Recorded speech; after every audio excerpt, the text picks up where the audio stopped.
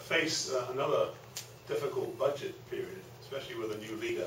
Do you think that somebody should concentrate on that to their entirety, and should it, Porter Cox become the new Premier, that's the last thing that the island deserves, is having her do the finance as well as the Premiership at such a difficult time?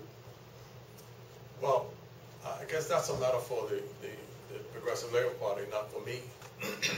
But my only view is that there certainly needs to be a change in approach to the handling of our economy. The policies that have been followed up to now have been failed policies, and they have resulted in us being in much worse shape than we would have been otherwise. This kill the messenger approach that the Premier has taken over the last few days regarding the TCD debacle, that also is reflected in your comments about the economy. Nowhere in the comments that we've heard back from the government have they taken any recognition of the fact that the buck stopped with them. It seems, like you say, to be an international disease thrust upon us. Well, yeah, the style of this Premier, and now unfortunately this Finance Minister, has been to try to point the blame somewhere else. You know, the Premier has a long history of blaming civil servants for things that have gone wrong, and now we have Ms. Cox blaming works in engineering and all kinds of other things. And you know, in my release on the weekend, I pointed out that this situation is one that basically comes out of finance. It's a finance problem, right? And you know, the sooner we have ministers and leaders of this country that do both things. It's okay for them to take credit for achievements, but you can't take credit for achievements and then don't take the blame when things go wrong. And things are bound to go wrong. I mean, it doesn't matter how good you are, things are going to go wrong.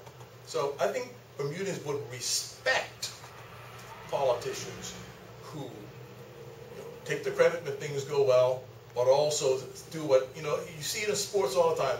A wide receiver drops the ball and he points to himself. He says, "It's my fault."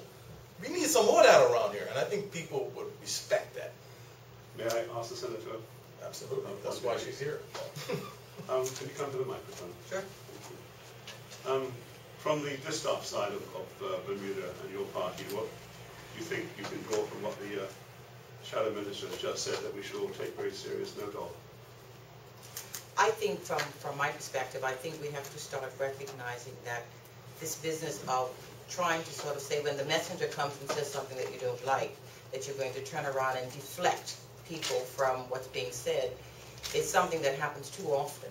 And I think people need to stay focused on the fact that if we're going to get Bermuda back on track, we have to ourselves start looking at what did government say they were going to achieve as far as results. If they go wrong, be expecting that the government should come and say, what are they going to do to change it? Using Bob's analogy a minute ago, if you made a mistake, the first thing you would want to do is to say what you've already put into place to make sure that that doesn't happen again.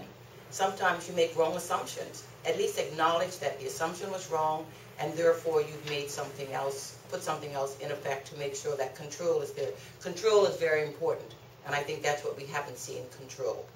Control over spending, control over accountability. Thank you very much indeed. I have to love you and leave you.